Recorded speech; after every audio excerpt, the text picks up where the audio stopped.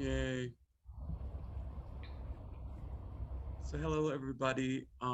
We have a whole thing set up and splitting our Rose Wilson. Uh-oh. in California Coming to the Table group. And I think we'll each introduce ourselves and then Valencia will actually do the introduction. So hi, I'm Valencia Raphael Woodward. Marion, I'm sorry. I'm Marion Tango. You can't see me. Because we're sharing the screen. And then there's one. And then I'm Allison Thomas. We're all part of the steering committee of the Southern California, or the Pasadena Coming to the Table. Yeah. All right, Valencia, you can go. Yep. So on the next slide, I just want to, before we kind of give you the overview of what we're going to cover, just wanted everyone to be aware that we are recording. So if you would like additional privacy, you can either stop video on the bottom left part of your screen, or you can change your name. So on the next slide, there are some just slide instructions. There are 3 dots in the top of your Hollywood Squares window. If you click that, you can go down to rename and then rename yourself and click OK to save the changes. So I'm just going to give us a quick overview about what we're going to cover. So we'll start with a warm-up with Marion. We will set the context to share about some common questions that come up when we're talking about outs and whoops. So oftentimes when groups read the touchstones, we know that we can use ouch and whoops, but we don't always put them in action. So we're going to talk about some common questions, see some conflicts show up with role play. We'll do some small group processing using breakout rooms, and then we'll wrap up with some final takeaways. So with that, let's go ahead and get started with a warm-up. Marion, go ahead and take it away. So let's try to not share screen now and be on gallery view, so we're all able to see each other. And if you can stand up, that's great. You don't have to for this, but it is to get our bodies moving a little bit. So we're going to do a simple warm-up. We're going to shake our left hand, then our right hand, then our left foot and our right foot, but we're going to do it to a count. So we're going to start with 6 and count down to 1 on each side, and I'll cue you as to which one you do. So start with just shaking your left hand. 6, 5, 4, 3, 2, 1. Right hand. 6, 5, 4, 3, 2, 1. Left foot. 6, 5, 4, 3, 2, 1. Right foot. 6, 5, 4, 3, 2, 1. Left hand. 5, 4, 3, 2, 1. Right. 5, 4, 3, 2, 1. Left foot. 5, 4, 3, 2, 1. Right foot. 5, 4, 3, 2, 1. Left hand. 4, 3, 2, 1. Right. 4, 3, 2, 1. Left foot. 4, 3, 2, 1. Right foot. 4, 3, 2, 1. Left. 3, 2, 1. Right. 3, 2, 1. Left foot. 3, 2, 1. Right foot. 3, 2, 1. Left. 2, 1. Right. 2, 1. Left. 2, 1. Right. 2, 1. 1, 1, 1, 1, and clap. Take it out. Move your body. Come back to center, and now let's just take a few deep, slow, soothing breaths. Let your heart start to settle back. Maybe it's fluttering a little, it's activated from movement. And as you're breathing, just check in with yourself. How are you right now? Are you energized? Are you tired? Are you excited? Are you nervous? Some of us might be. Is your stomach in knots, or is it relaxed? Did you just have lunch? Do you have a full belly or dinner? Just check in with your current inner landscape. And this is important during this workshop because we want you to notice when things activate or change your inner landscape, to become aware of what's happening in your body, what's happening in your feelings, as different things are said, talked about. So just notice your kind of baseline right now. And is this your normal baseline? Does this feel familiar? But then there's another piece to this. When you're ready, I want you to open your eyes and start looking at everyone else who's here. If you're able to turn on your camera for this part, that would be really great, but it's up to you, no pressure. But look around and notice as you look at different faces, how does that affect your nervous system? Maybe there's some people you like and it's really great to see them and it makes your heart sing. Maybe there's people you've had arguments or challenging times with. It kind of rattle you or make you feel prickly. Maybe you feel shy being witnessed by everyone. You want to kind of turn off your camera and hide. But this is the community we create. We're creating a field of shared experience that we're all affecting. We're all impacting each other, whether we say a word or not. We're all being impacted by each other as a group. And it can be for all sorts of reasons. It can be what happened to you before you got here. It can be the lens that's been talked about a lot this weekend. What lens am I looking through? What biases do I have when I look at people I don't know? How have I labeled them and categorized them before they've even spoken? So we're just letting ourselves be present with ourselves first, and conscious and present with each other. Recognizing that as soon as you show up, you are part of this group, even if you never say a word.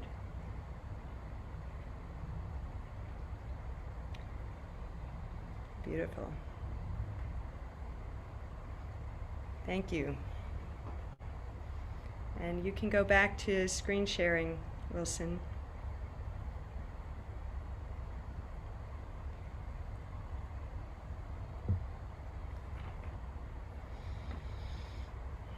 Thanks, Marion. So now that we've warmed up a bit and now that we are centered, we are going to talk, we're going to set the context. And so when we think about conflict and the ways in which ouches and whoopses can come up, some common questions come up. So we're going to be answering those. Some of those questions are, why is conflict important? Why is it normal in group dynamics? Why it's hard? And how it often shows up and how to respond. So with that, we're going to start off with a quotation. When it comes to this discussion, we must have a humble posture of learning. If you think you know anything, you think you can't be wrong, and you are attached to being right. There is no shame in being wrong. Open to learning, you have to accept that you don't know everything. Be open. And this is a quote from Renee Dixon, who is our co-founder, co-president of our chapter of Coming to the Table. And we're asking you to be present and open to this notion. It says it all right there. Be humble, be present, and open, because we don't know everything. At some level, we don't know anything. All right?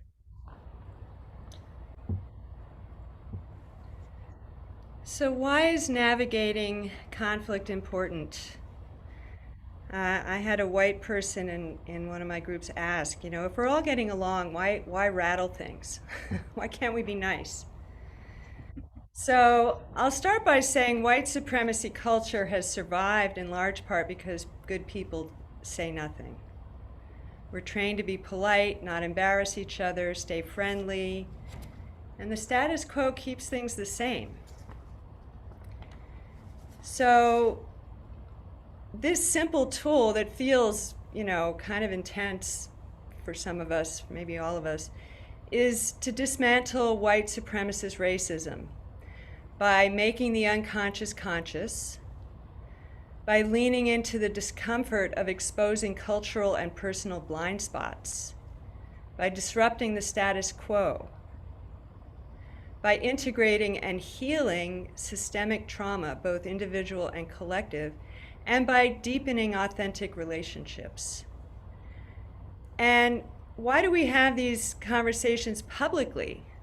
Well, that's another white supremacy tool. Keep it private, keep it secret. Don't bring it out into the open. But I've heard that if one person complains to a company, they're probably speaking for 10 people who didn't. We've had people leave our group because an ouch wasn't acknowledged publicly. We don't know the silent impact on shy or cautious members of our community when harmful words go unaddressed. We don't keep many African American members, and this is partly why. It doesn't have to be my ouch for me to speak up. Although we don't want to speak for someone. We don't want to say, oh, I think Valencia was offended by what you just said. Speak still from I statements. How did it impact me to hear that? Why am I saying something about it? And we have to model this touchstone if we want to grow it as a tool for deeper connection and authentic relationships. And this is a unique space to do that, to lean into challenging conversations where we know we're all trying to be kind, conscious, and intentional. So even though it may feel like a private incident or issue, it's not a private process. We're in this as a community. We're unraveling the beliefs, conscious and unconscious, that brought us to this moment together. Next slide. I'm going to talk a little bit about how navigating conflict is normal. And so Marian touched on why it's important. And part of that is because in order to have a group where folks trust each other or that the group can flourish, you need to have often breakdowns before you can have a breakthrough, right? And so Tuckman has a model that often we talk about: forming, storming, norming, performing, and adjourning. So the image on the slide here shows a circular model of those different phases happening in tandem. And they're not always linear or sequential. Sometimes you can move from one stage to another while skipping around. But the idea is that conflict is normal in that storming phase. So just for background, if folks aren't familiar with this model, the forming stage is when a group kind of comes together. And with coming to the table, you may have folks who have been with the group since it first started. You may have folks who join here and there, come and go. But the idea is that the group identity is constantly forming. And in order to get to a place where folks can follow norms or set rules, you might go through a phase of storming where you have conflict. There might be some confusion, there may be some arguments, but not in a way where it's coming from hatred or malice, but in a way where you have to go through that confusion and build back better to get to a place where you can norm. Now, with coming to the table, because we have touchstones, that's a really familiar structure that we all have for norms or behaviors or ground rules that we can all abide by. And after you're going through that storming and norming phase, you get to a place of performance where the group is cohesive, everyone knows everyone's strengths, you can rely on each other, and you have that trust. Now, when you have role exit, you have the adjourning phase. But oftentimes in groups like coming to the table, unless a group is disbanding or something like that, we have folks that may leave the table for a little bit and then come back, and then we might start the cycle all over again. For today's presentation, we're pretty much going to be talking about that storming phase and how to navigate that phase and how to come back better where you can renorm and perform. So we really wanted to normalize storming because oftentimes people shy away from conflict, as Marion was saying. People want to avoid it or pretend it's not happening. But we're really going to be sitting in that storming phase and understanding its value, because if we can go through conflict and we can come out on the other side, it makes our group stronger. So with that, I'm going to hand it over to Allison for the next slide. You're mute. So we have a link to more about from this resource, but we particularly liked this quote. The problem with the maintenance of harmony, that's the avoidance of conflicts. Another word for avoiding conflict is that it negates deeper explorations of biases, stereotypes, and deep-seated emotions associated with race and racism. And then the teachable moment is lost. Wilson, can you go back? So unfortunately,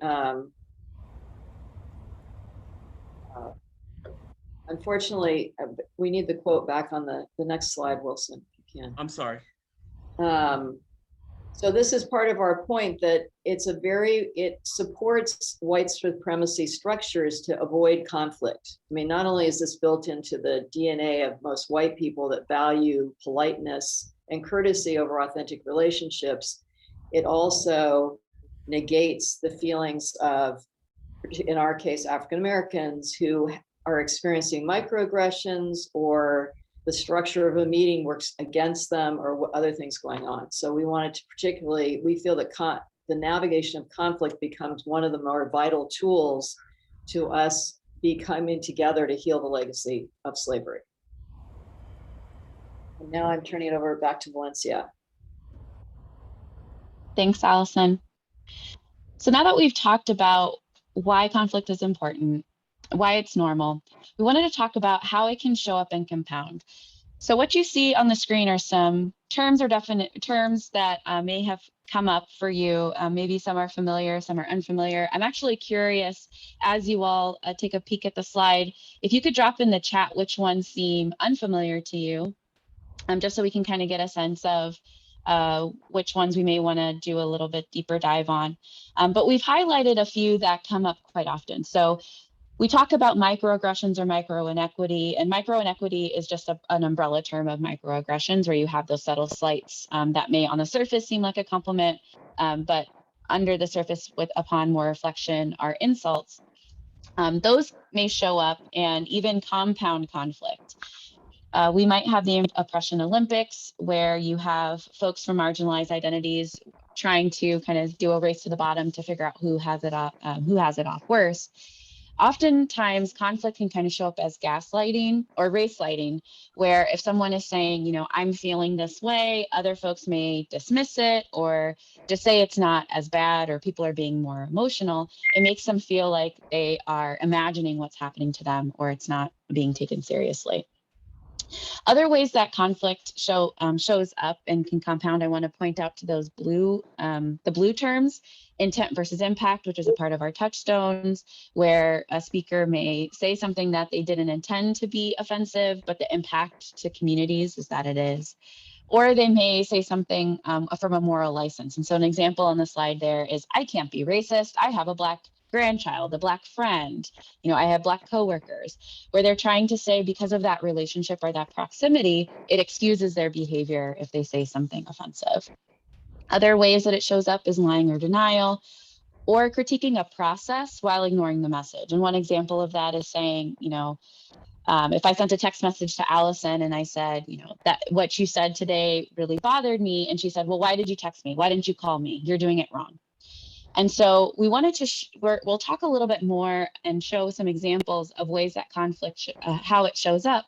But we wanted to just point out a few of these terms since there's so much terminology these days and it's hard to keep up sometimes. So we wanted to just provide these as an introduction so that we can use the same language.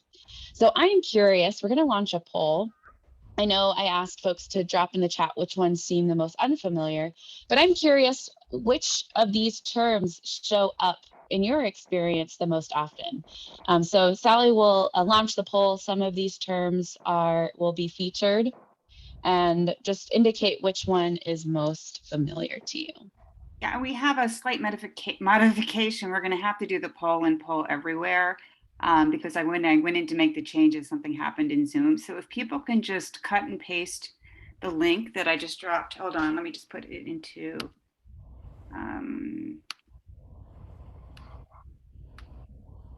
just going to drop a link into the chat. And if you can just copy this into a browser and just go to this poll, you should be able to see the question, and you can pick which of these you're the most familiar with. Well, While folks are doing that, I'll just highlight a couple of things that have come up in the chat. So Helen says Oppression Olympics is unfamiliar. Prinny said race lighting is unfamiliar. And so race lighting is a fairly new term that is a racial version of gaslighting. So gaslighting comes from a play where in a domestic abuse situation, a wife was seeing a gas light go on and off, and she was telling her husband, you know, that light is flickering, and he would say, no, it's not, to make her feel like she was losing her mind.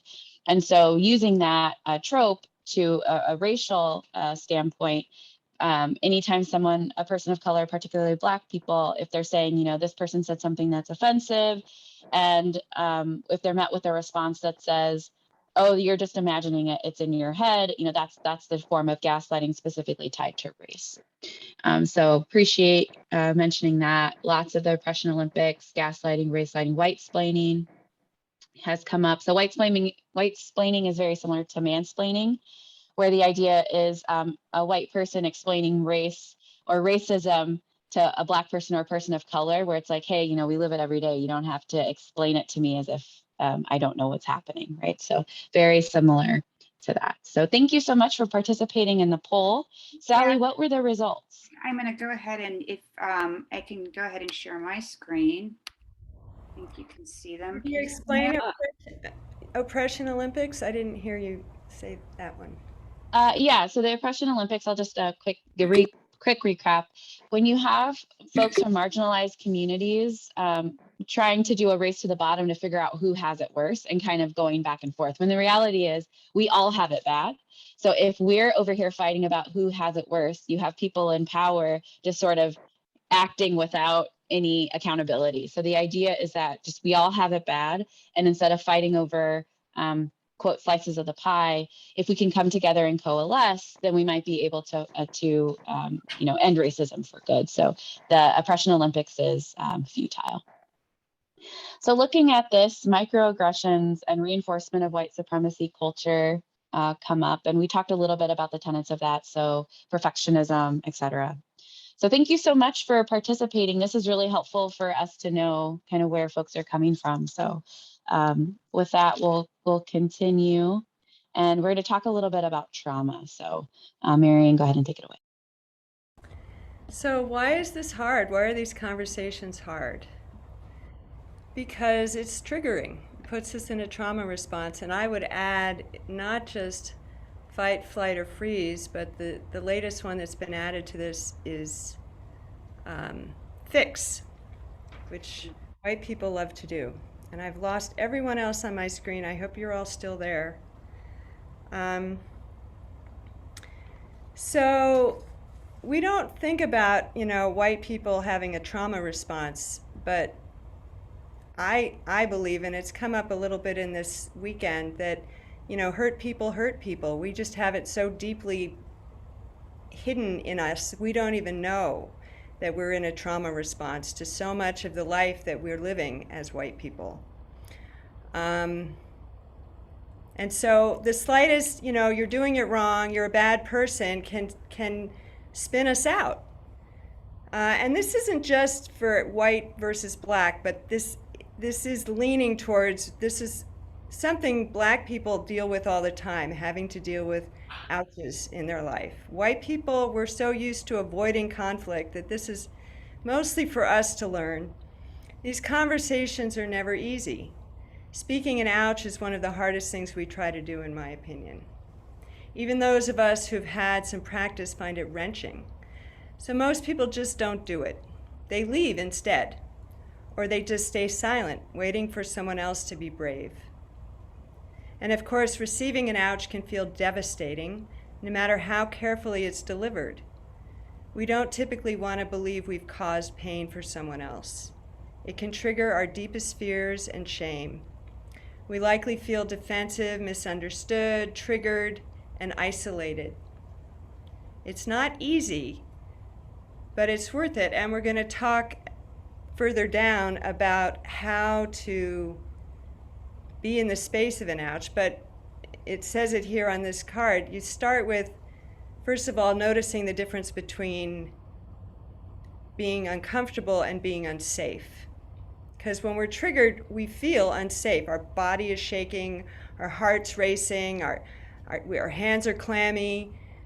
And so our body is saying, I'm unsafe, get me out of here. But we're actually, in these situations, usually not unsafe, we're just really uncomfortable. And so slowing down our breathing and being present with, oh yeah, my body's freaking out, is part of how we handle it. Go ahead with the next slide. So first of all, has anybody here, and I can't see anybody, so, but has anybody raised an ouch? And what was that like if you did? Did you do it privately? Did you say it out loud in the group? I had my first time of not saying an ouch when I was facilitating one of our local groups, and we had a huge group of students come. Some of them were Asian exchange students. And one of our members used the term Oriental to describe a friend of hers. And I didn't say anything. And, in that split second when she was doing her 1-minute share, I just had all these reasons. Oh, I don't want to make a big deal. Maybe no one heard it. Maybe no one's offended. She's a good person. I went through all the list. I don't want to embarrass her in front of everyone. Like all these reasons. Well, some of the students never came back, and they were horrified by us, basically, that we would be so insensitive to using that term. So I, to this day, regret that I didn't have the bravery to say, hold up, I need to call an ouch. It requires the willingness to be brave, the stamina to be in your own discomfort, the resilience to know that this is part of the process and it's not fun. But another really important thing about raising an ouch is it's never too late. Because very often when an ouch happens, it's somebody we like or we know is a good person, and it's like we're a deer in the headlights. I don't know what to say. I don't know if it's appropriate. Am I the one who should say it? All these doubts and questions come in, and it's like, oh, well, the chance is gone. Never mind. But this work is about coming back and coming back and coming back. So you can say it next week, next month, next year, if it takes that long, to go to that person and say, you know what, that thing you said, it's been sitting with me all this time and I'd really like to talk about it. And finally, stick to I statements. That's one of our touchstones too.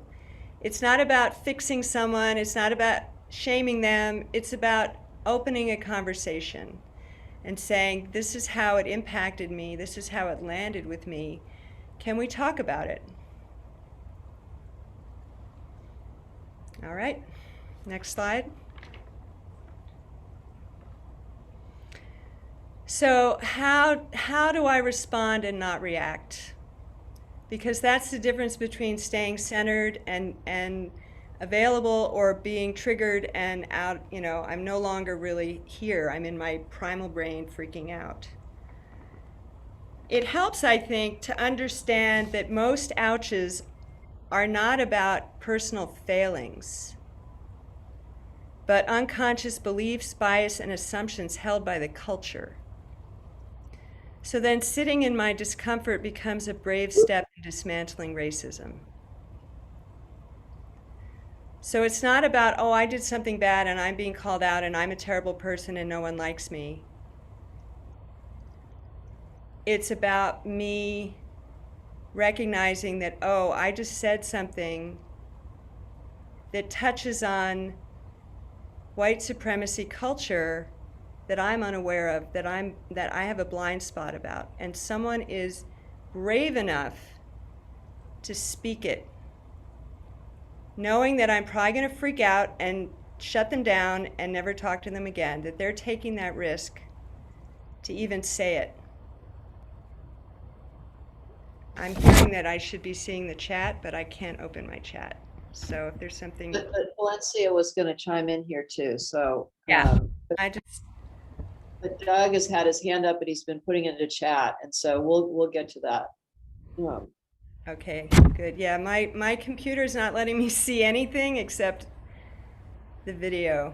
I mean the slide. Yeah, Valencia's going to talk about Darvo, but I just want to finish by saying, so when someone says, ouch,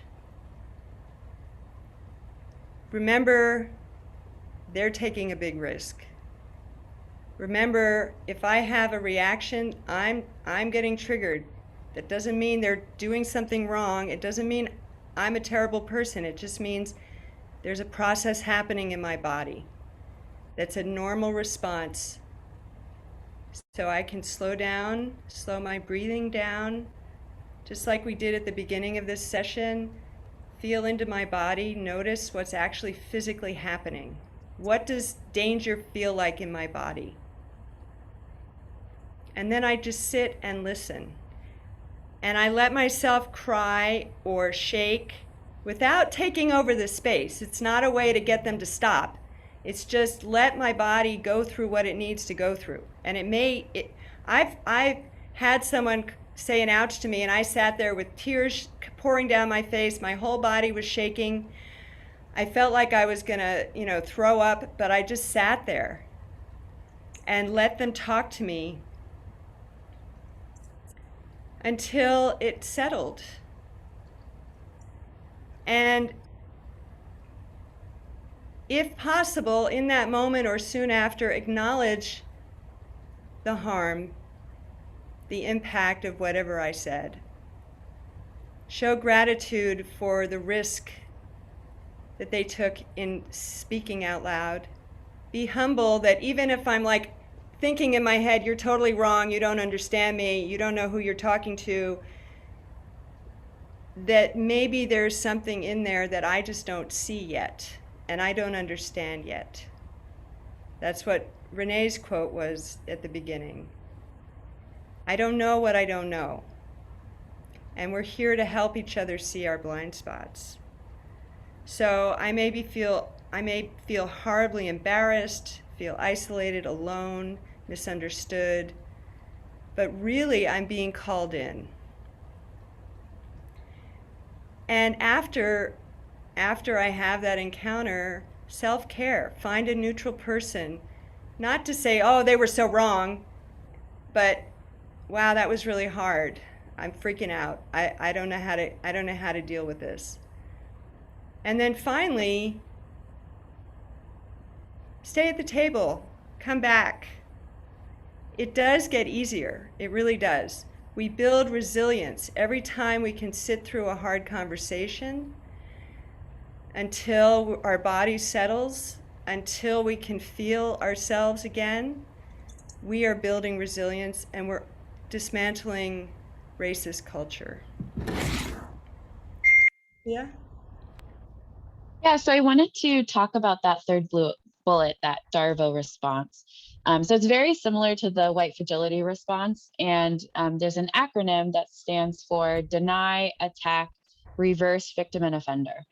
And so right now we're really focusing on the perspective of someone who might have said something where it prompted an ouch, right? And so the trauma response and all of the skills and tools and steps that Marian has been talking about is kind of what we're laying out in terms of if you get ouched on, right? So what we want to watch for is a habit or a reflex to deny the behavior, something like I didn't say that, or that's not what I meant. And then attacking the person for confronting them. Like, why are you doing that? we're supposed to be polite. Let's move along. It might sound something like that.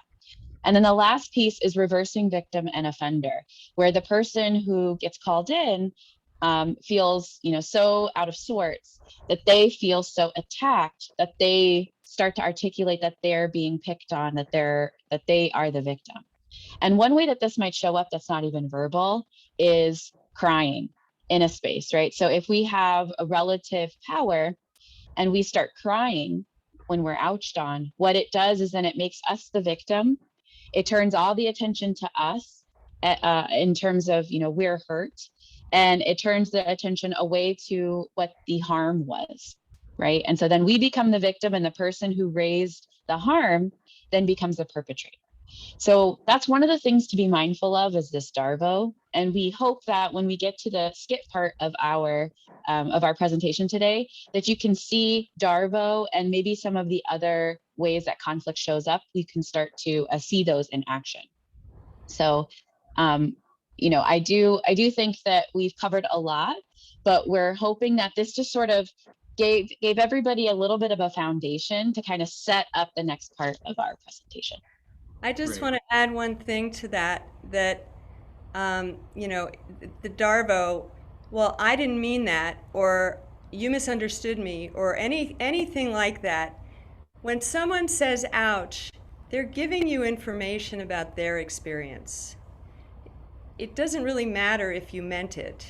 What matters is that you listen to what their experience is, what their needs are, what their feelings are, and what their history that brought them to seeing and experiencing what you said in a particular way. And when I say, well, I didn't mean that, or you don't understand me, I'm making it about me again. And so that's a white centering. But again, we're so used to thinking, I have to defend my honor. I have to show you who I really am. And that's the part where if we can just take a step back and say, wait a minute, maybe this is about whiteness, and I don't even know the part of me that showed up as a white person in this conversation. So I'm going to lean back and listen. Thanks, Marion. And I just wanted to point out there's a lot of activity in the chat. And so some folks have said they have raised ouches, some provided clear examples, and other folks have said they've never raised them before. So lots of diverse experiences here. There was a question that Allison noticed that someone asked. Allison, do you want to point that out? Doug is responding to Marion's question about an experience he had, and I was hoping we could hear from him after our skit. Okay. That's great. okay, Doug, because he was part of our inspiration Okay. for great. our design. So we'd like to role play this situation as just a way to show how it can play out. Okay. So we'd like you, as you're watching this, oops, you can go to the next one. So we're going to do a role play here. We're not going to change our names, but we're going to look at different perspectives. So there's the perspective of someone who's called out for an ouch and a whoops, which can be fear and all those trauma responses. There's bystanders who have a reaction, and there's been some people reporting on those reactions in the chat of watching an ouch.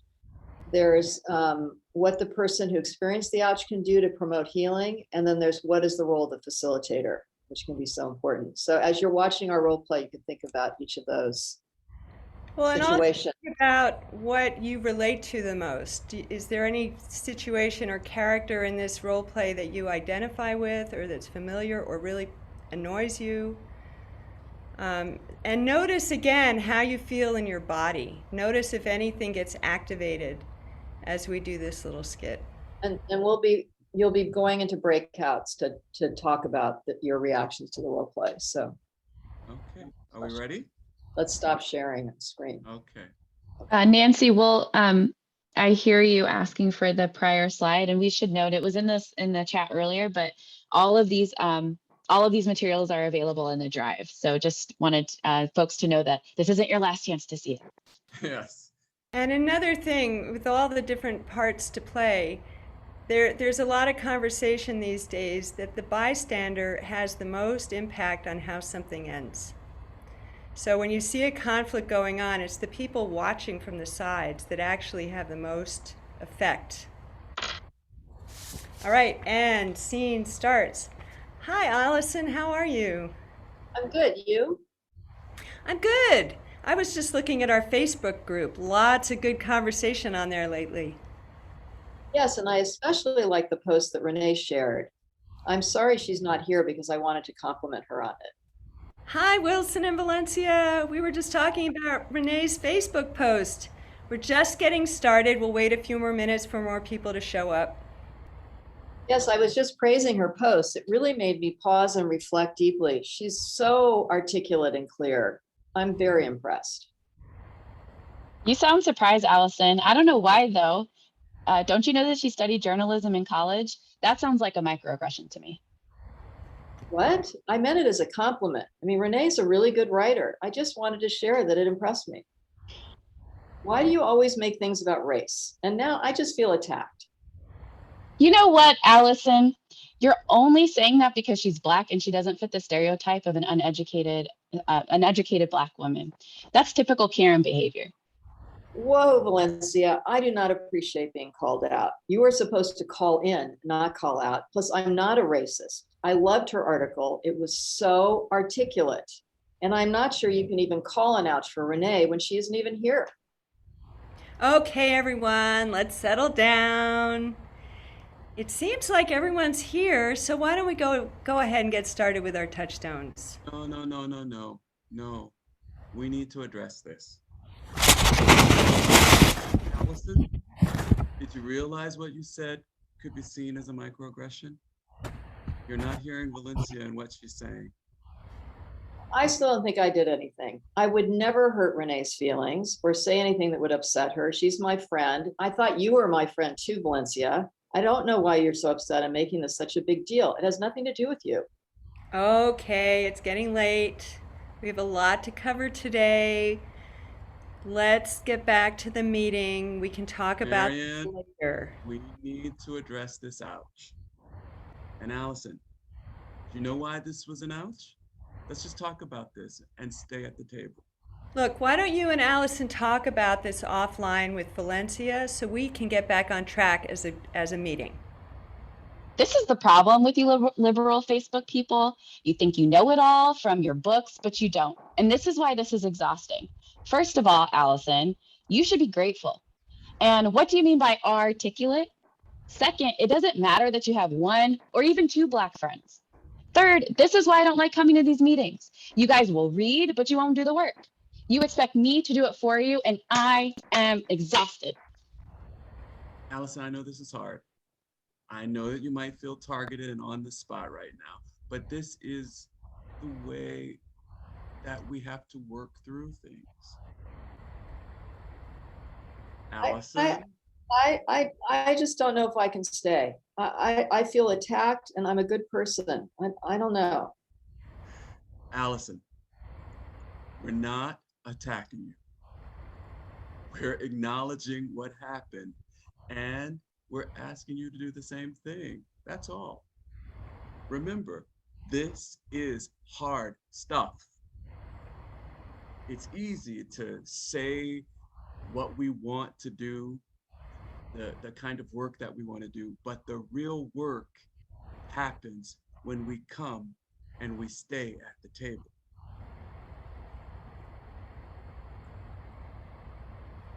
And scene. See,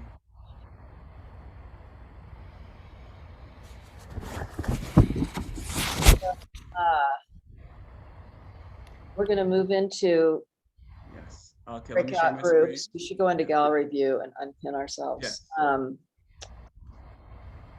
So let me just share the entry screen into our questions for breakouts.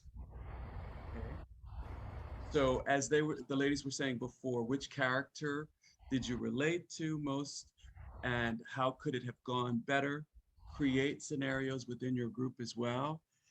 And have you given, as some of you have already started to respond in the chats, have you given or received an ouch and how did it go? We'll have 25 minutes for this discussion The suggestion is that we use the circle process and touchstones. Each group should have 2 rounds of 2 minutes each. And we process that within our groups. So anything else you want to share, Allison, before we move into that? No, I think we can go ahead and split up. I know there's a lot of conversation. I'm sure this is triggered. So, And don't feel like you have to answer every question. Just Right. dig in wherever you want to dig in. all right, Sally, I think you can send us on our You way. want, and let me just make sure that you want 4 breakout rooms with one of you in each one, right? Yeah. Yes. Okay, Yes. so we'll have about 7 in each. Give me just 1 second. I just have to tweak one thing. Okay.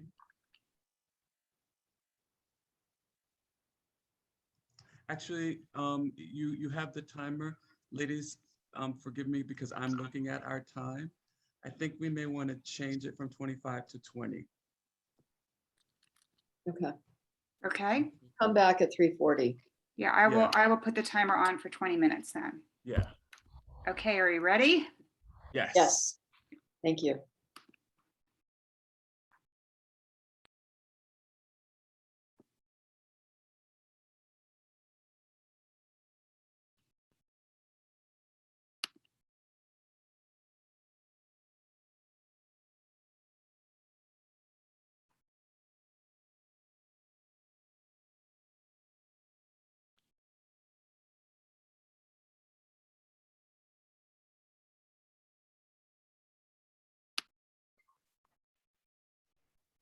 Welcome back, everyone. That went fast. Way too fast. We were deep into things. Mhm. You're muted, Wilson. This is the part where we come back and we talk about what we discovered and shared with each other along the lines of whatever we learned or shared. And so the reason I asked us to cut the other one down is because we plan to have 15 minutes here, which would get us right on schedule again. Maybe you'll cut it a little, like maybe 14 minutes or something. So, because we're on time, everybody. Okay.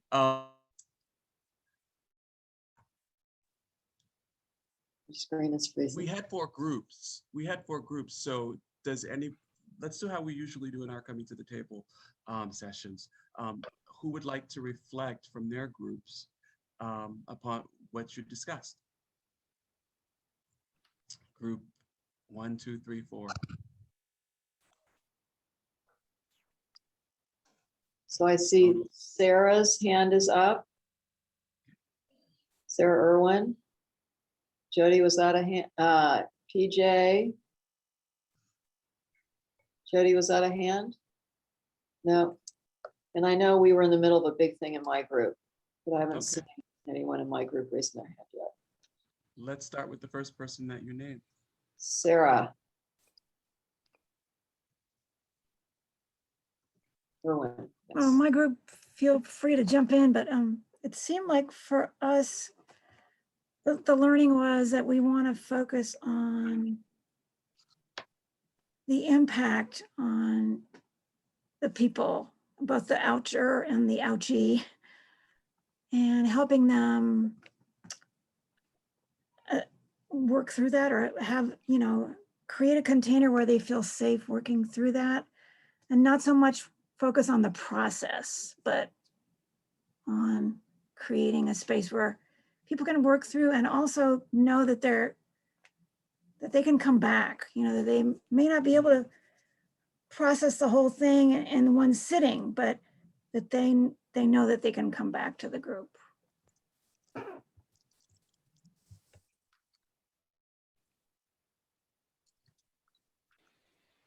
Okay, and then PJ, hang on, Becca. PJ was next. I'm PJ, and first, great to have you back in a circle, Deborah. That was great. So that, but I think that my wife always says that circles are magic. And I do think that with the touchstones and the circle process, it is a magical thing. And we work to resolve things. And I'm one of the worst people. If I get embarrassed, I do the knee jerk, and I'm learning not to. And what my big thing was with our group and us talking, I realized the more we work it out in the circle, which is a safe place, then we won't, if we're out and somebody says something, we know what to do. And it may not be as safe, but we have tools to work with. And that was my big takeaway from the circle. Circle is it can be very safe if it's done well. And the touchstones, I think, are just amazing. They're close to the 12 steps as far as I'm concerned. I'm a 12 stepper, and I use the touchstones and the 12 steps and the we believes from my church. But, so anyway, I thought our group was stellar. Becca, are you reporting from another group? No, I just wanted to add something to what Sarah had said. She and I were in the same group, but I'll wait until other people from other groups. No, it's okay. Go ahead. No, go ahead. Go ahead. Okay, I just wanted to add that I thought something that I think we all agreed on was that the facilitator's role is really essential. And whenever an ouch is raised and responded to, that the role that you played, Wilson, you kept coming back to that we really have to deal with this now. We can't put it off. And really that should have been, the facilitator should have played that role really. And also, I've just lost my train of thought. So that's all I'll say right now. That's good stuff. Okay, someone from my group. Those screens.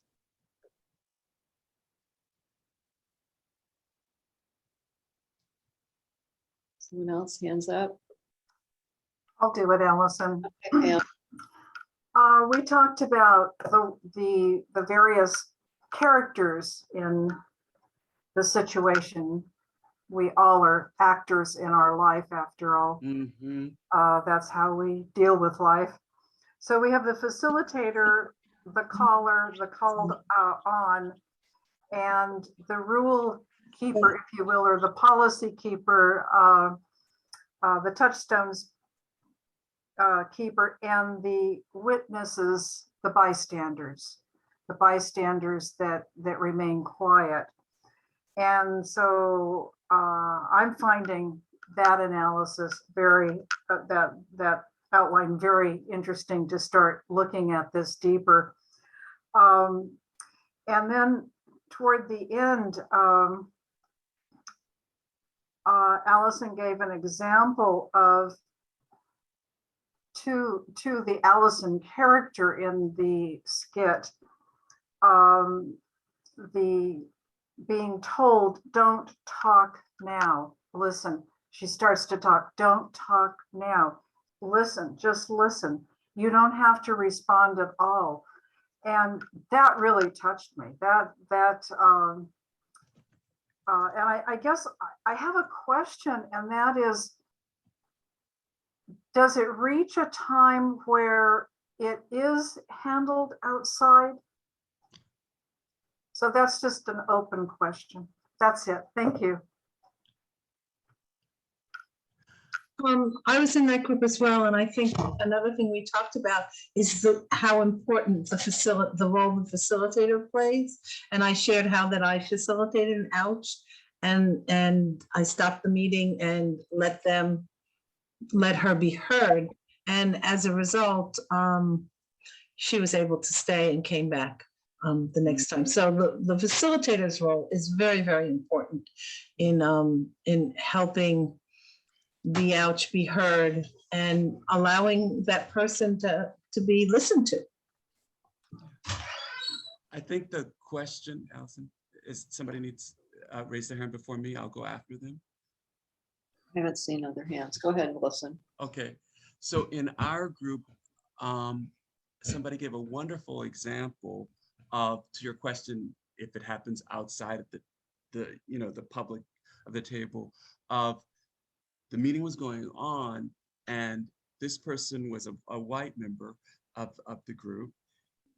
A Black member sent him a private chat and said, read this article. It'll be of help to you. And the white person who was sharing the story, he said, he looked at it and he started to, but then he stopped from responding. He traced through the things that he had said, and he sort of pinpointed what that might be about. And then he read the article and reflected upon it. And then when he came back the next meeting, he was able to comment. But what was part of it was he didn't fight back, he didn't defend, he just took the comment, the listen, and it made a difference to him. Yes, ouches. What we're talking about particularly is the public ouch and whoops. But again, for me, I know for someone that I've been in coming to the table for a long time. Just as I said in the other meeting, context is important. She said to me after a meeting, I had a little bit of an ouch. And we talked about it for like 20 minutes.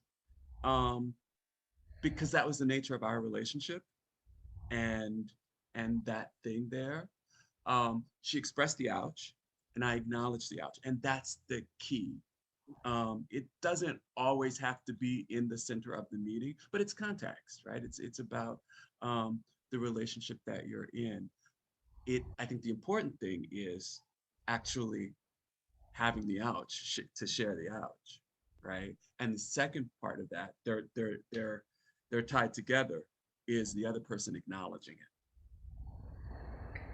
I would add to that we're learning how to do this. We're learning how to lean in and do things that are extremely uncomfortable to many of us. And so any way you can do it to start, do it. That's privately at first, practice.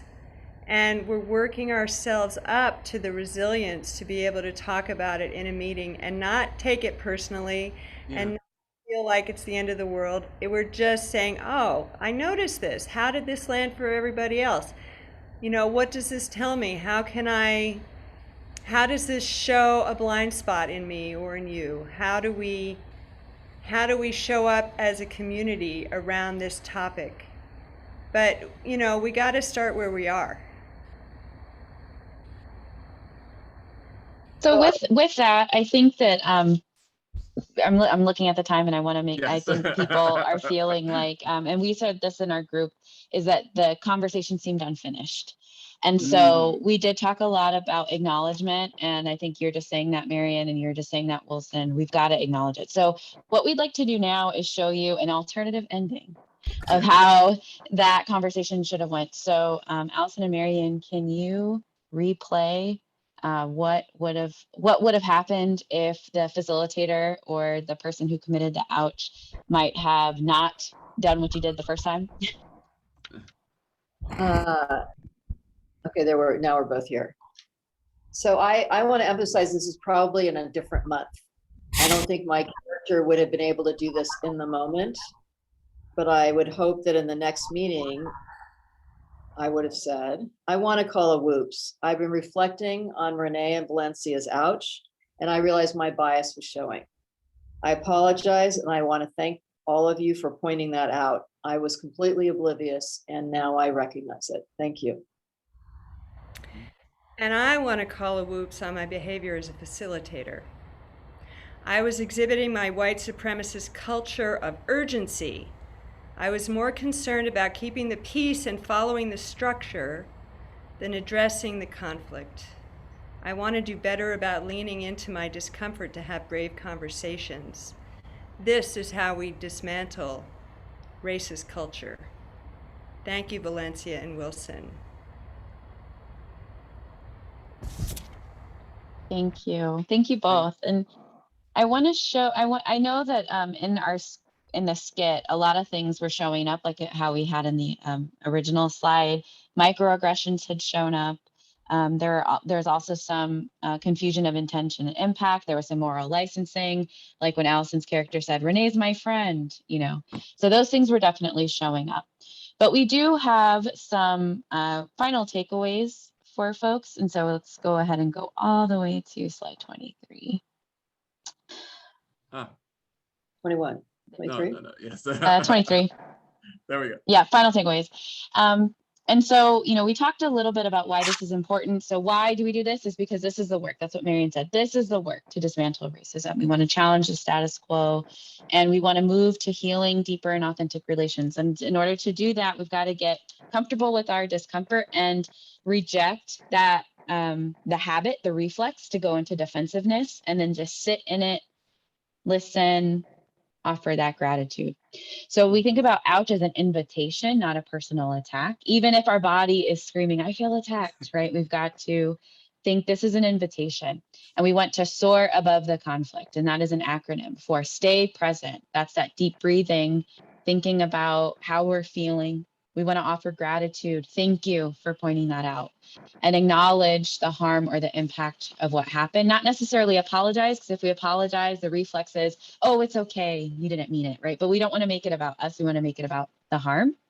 We want to reflect, and we have to change our behavior. If we don't change our behavior, then all of this is for naught. We've got to change. And to do that, we can stay at the table. So it may not happen right away. As Allison was saying, it may take a month, or we may have to come back to it. And we need to know we won't get to the end of the road today. Does that sound familiar? Right? It's in our touchstones. Stay at the table. We won't get to the end of the road today. And so we want to thank you for your time. We do have about 5 minutes in case there's other cleanup items that need to happen. But we want to remind you that our slides, and we did have an additional resource of links of things that help inform our presentation today in the National Gathering Google Drive.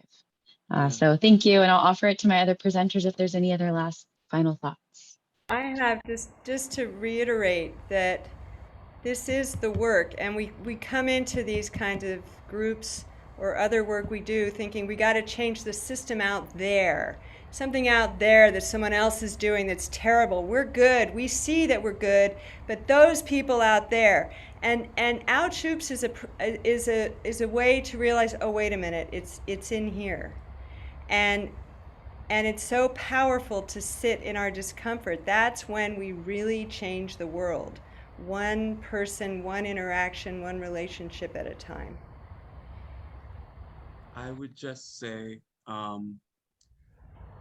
that this is a place, coming to the table, our spaces are places, as someone said, I forget the lady who said it just a few minutes ago, where we can exercise our tools, we can exercise our muscles. And they may not, we may not use the same term when we go out into the world, but we can exercise how to do ouch and how to do whoops within our meetings and amongst each other, so that we are stronger when we're out. Those of you who have been in our group in Pasadena have heard me say before, white people, talk amongst yourselves. We need you to do that. And so we need you to grow your muscles. We need you to have your tools fine-tuned so that you can share ouches and whoops and bring people into the fold, whether they come to coming to the table or not. We want to create that healing so that happens. And in the coming to the table, I've heard different things about brave or safe spaces. I like to call it now a brave, safe space, right? A place where you can feel safe about being brave. And that's what we're trying to create. And one of these tools is being able to really use the ouch and whoops. Can we close the share screen so we can see everybody, please? Yes. Absolutely.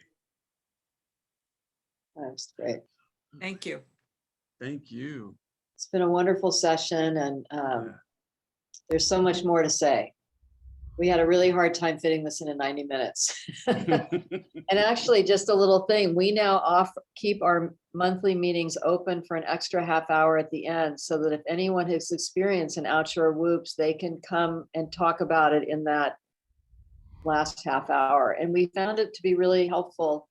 And it's amazing what comes up that we've all missed, or something or other over here.